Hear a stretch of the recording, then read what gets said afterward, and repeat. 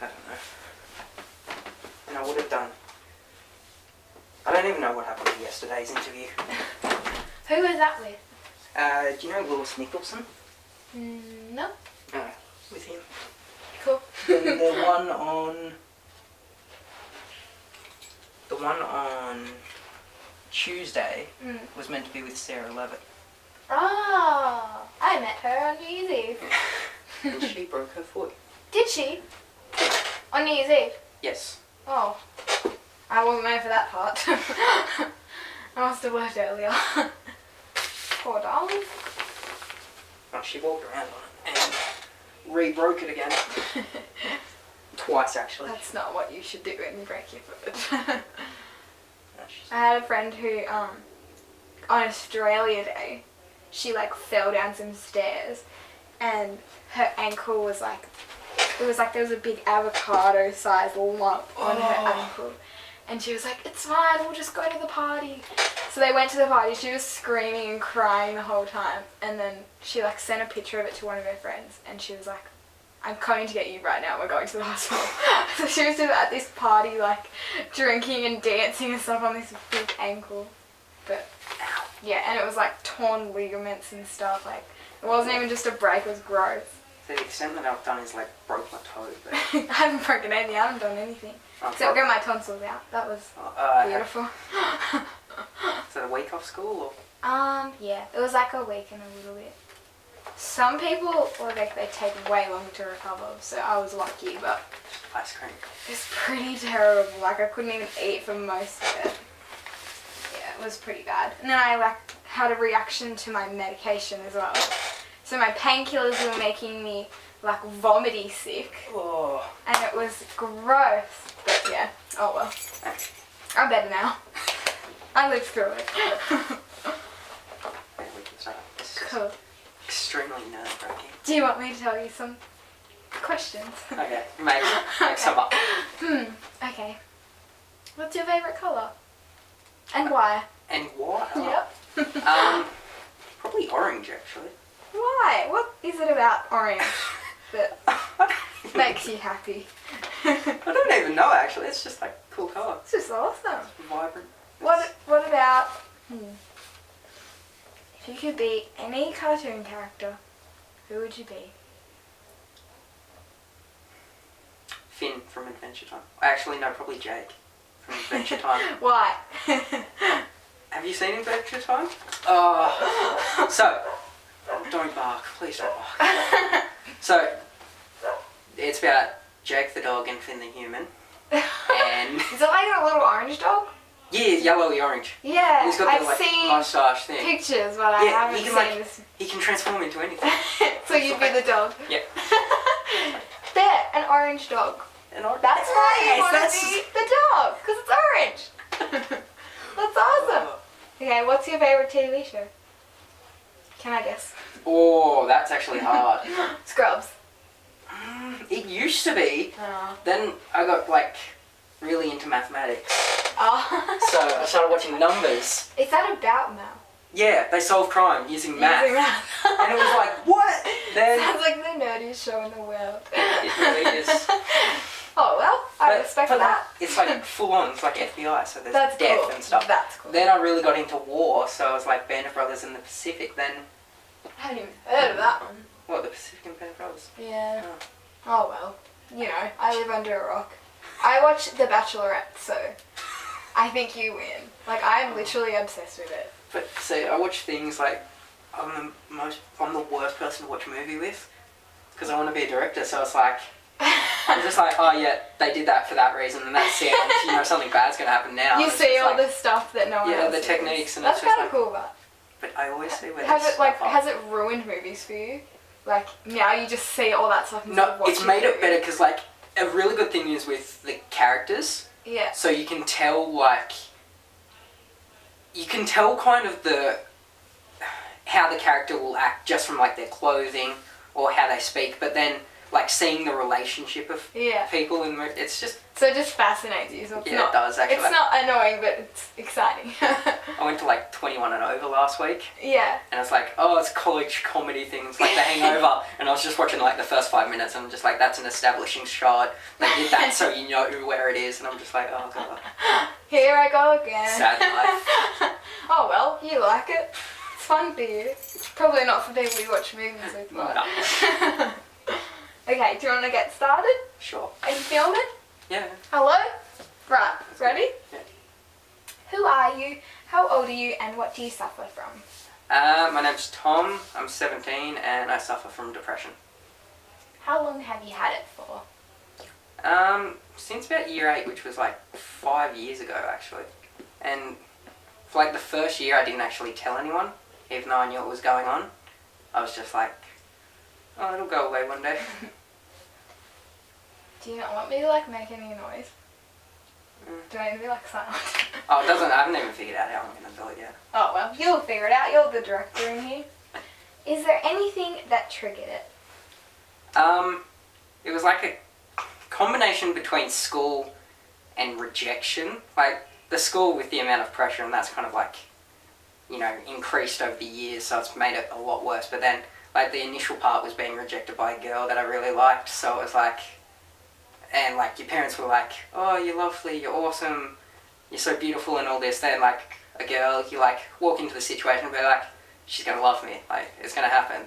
Then it's just like, no, and you're like, wait, what? And they say no again, and it's like, oh, then, yeah.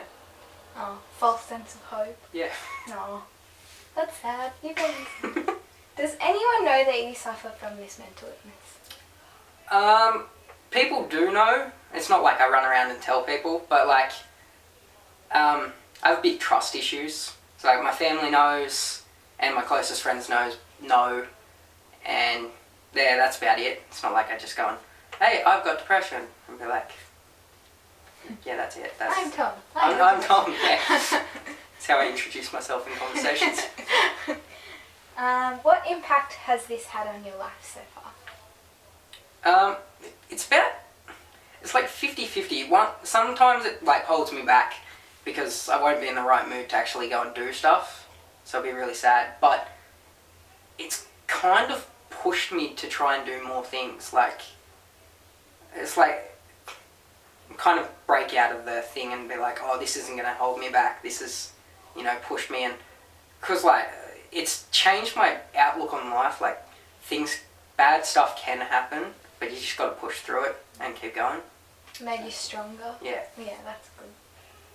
Has school, media, or social life made any... Social media. There we are. Has school, media, or social media had any effect on you in terms of your mental illness? If so, how and why? Media hasn't had a major impact because I'm just like, they're stupid. They just make stuff up to get ratings. Social media, it's not a major factor, but like, you know, the ability for someone to target you easier. Like, sometimes I've been bullied, but other times it's just like, eh. Then, and school is like the biggest factor, like the amount of pressure that's put on you, and just, you know, having 5 assignments in 1 week, or exams, and like, and year 11 and 12 it's actually gotten a lot harder because, just like the length of the exams, plus having assignments due the week before. It's when you got to have the balance between schoolwork and a social life, so you don't go crazy, which doesn't really help. It should just be full social life and schoolwork at school. But yeah. Do you feel like the pressure from school, like some of it has been brought on by yourself, like you've put that pressure on yourself? It probably has actually, some of it, because like, I always felt that no one liked me, and it was just like, you know, trying harder and probably not being the person I actually am. So like, then you get into the classroom and you've kind of got to keep up who you're not, so that kind of brings you down. And so it's not just like school and grades and stuff, it's like it's the whole school aspect, yeah, like the social thing as well.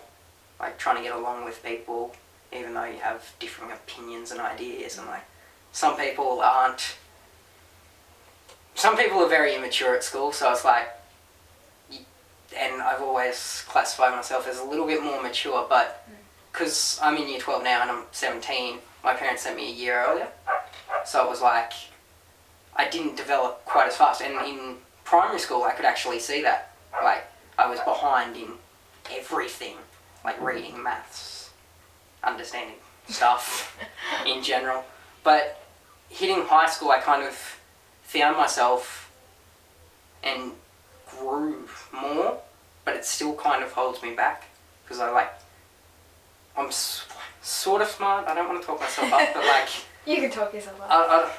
I'm not like a genius, but you know I'm good in some areas like maths and stuff, but science I'm not that good at. But I don't like telling people how old I actually am, like that I'm a year younger, because they might feel bad about themselves. Yeah. But you know. I know what you mean. Yeah. What is your coping method? I've had multiple over the 5 years. Like one just used to be, the original it would just be like, oh, don't worry about it, you know, you'll get over it soon. And that, well, it took me a year of doing that to realise that I wouldn't actually get over it anytime soon. And that actually came with a couple of attempts to take my own life. So after that I was just like, I've got to try something. So I told my parents after a year, and I went and saw a psychologist and was on antidepressants, and that actually wasn't very good for me. Like the psychologist thing was it worked a little bit. It was more just like, I stopped doing that because I saw how much it cost, and I was like, my parents can't afford this. So I stopped that. Then the antidepressants made me worse. Like I became a manic depressant. Like I'd be at school and like get to school and I'd be like falling asleep. Then it'd hit second lesson and I'd be like, let's go do something. I was really hyped up and stuff. And I was just like on edge some of the time. Then I got really paranoid and a bit schizophrenic, like hearing voices and stuff. But so as soon as I actually ran out of those antidepressants and my head started to clear, I was like, not taking them again. Are you still on them or not? No, actually. I only took them once, and I was just like, I don't know if it was a good idea to stop. Effect. Yeah, I didn't know if it was a good idea to stop or not, but yeah. Then I started playing a lot of violent video games to like get my anger out, which probably wasn't that good. Do you feel like it helped you a bit? It helped a little bit, like shooting at people to get your anger out. You know, they say it causes more violence in the future, but I didn't really want to take a gun out and shoot people. Like, better to shoot pretend people than better to shoot pretend people. Well, yeah, it actually is. Then, actually, my final... there was talking to friends. Like, I had some really close friends. Then I got thrown over the edge, actually, with friends stop being friends. Like, they just... It's not like they give up on you. They just... People change and stuff, and that was a major factor last year, actually. Within the span of 3 months, I think it was, I lost my grandfather. My best friend left, and on Christmas Eve, one of my good friends killed herself. So that just like threw me over the edge, and I started getting really suicidal, and I actually tried to kill myself at the start of this year. So. Do you find it easier to talk to your family or to talk to your friends? I find it really hard to talk to my family, and that's because I feel like a disappointment. Like, so I tried to kill myself, and that's like, how do you say that to the people that love you the most and care about you and all this? Then to my friends, like, there's a couple of friends that completely understand and just try anything to make you happy. But then, because the whole trust issues, it's like not knowing who to tell. So you have a couple of those friends that have always been there and would do anything. Then there's the other ones that are good friends. It's like a bit of the, I don't want to tell you because you'll probably either think that I'm weak or think that I'm crazy or yeah, just probably be disappointed or something. Have you had any friends that you've told that have just treated you differently since you told them? Some have become more caring, which is a good thing, but there's also, I have this one really good friend, and she is like amazing and the greatest friend anyone could ever have, and she's just always there and would do anything for me, and she hasn't changed one bit. Like, she's just amazing, actually. That's good. That's so good. Do you have any friends who like suffer from depression as well? I do have a few, and that's, I try to, like, along with filmmaking, my main coping method is actually trying to make people happy. So I start talking with new people, and you find out things about them, and so like I have a few friends that have depression, some bipolar, and all these things. So I, like, whenever they're, even if it's like slightly upset, like got a B instead of an A or something, I just like try and make them happy. But I do that with everyone. Yeah. Like, do you feel like you kind of like can connect with those people better than others? Yeah, like shared experiences, or even if they haven't gotten to the point where I've gotten to, I'm just like, sometimes a lot of the time, it doesn't seem like it's going to get better, but there is some really good times. Like, I had a run of probably 2 months of it being extremely, extremely good. Then something threw it off, and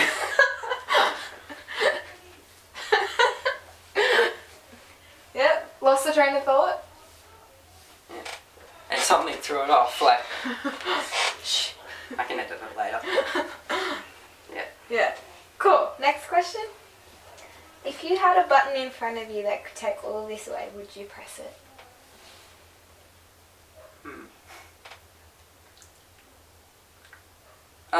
Sometimes, like, when I'm really bad, I'm just like, I don't wish this upon anyone. But even when I'm good, I don't wish it upon anyone. Like, it's horrible, but it's who I am. So I probably wouldn't push it. It's like none of the stuff that I've done, I don't know if I would have done them or not, but I doubt that I would have done any of the stuff that I've already done without it. It's like a part of me now.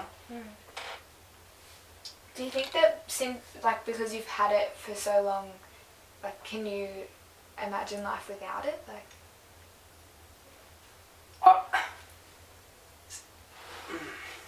question. Yeah. It's even worse because I wrote them. That was one. That wasn't on there. I thought that was the last one. No. Okay.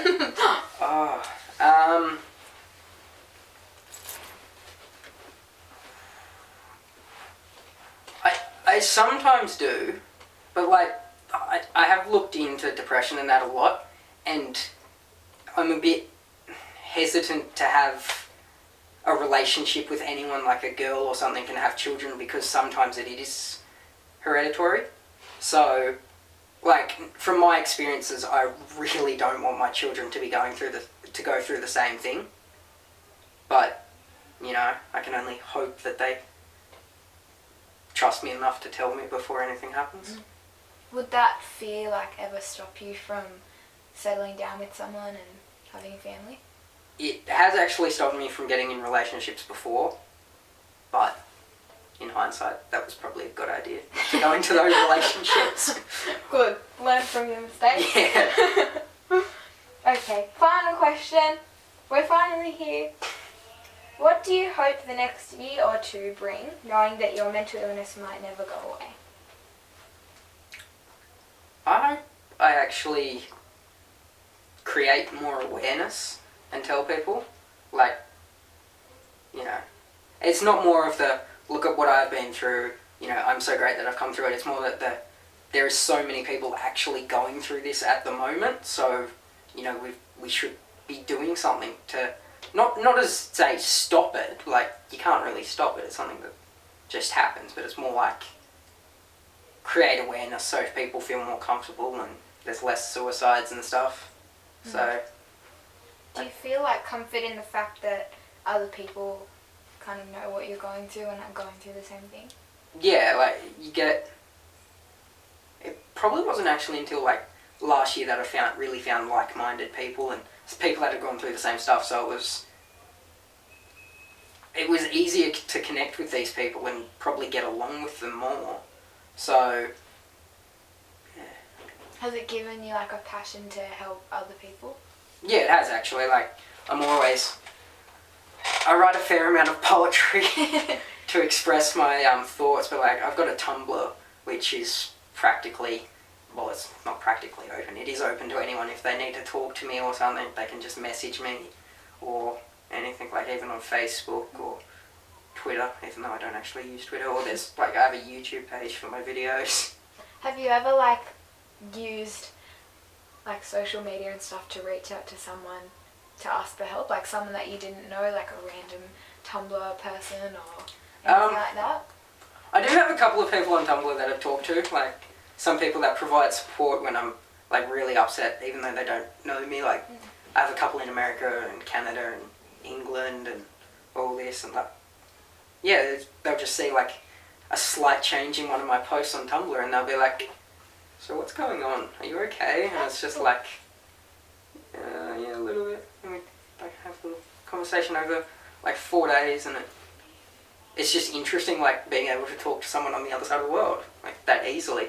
That's really cool. Do you feel like more comfortable talking to someone who you might never actually meet and someone you don't have to face every day? And that is actually how I like. I'll go to some parties and I use my nickname to introduce myself to people first, just in case. It's like a little defense mechanism, so they don't. Just in case I slip up over the night and say something that's probably regrettable. So I'll like meet people and I'll tell them what's going on occasionally. Depends what mood I'm in and how much I've had to drink. And yeah, I feel more comfortable talking to not complete strangers, but like there's a line. You don't I wouldn't tell like my normal friends that, you know, I hang out with. I don't know. Like I wouldn't tell. There's probably only 10 people in my year that I'd tell, but I could tell someone on Tumblr probably because they're on the other side of the world, and probably that I won't meet them, but...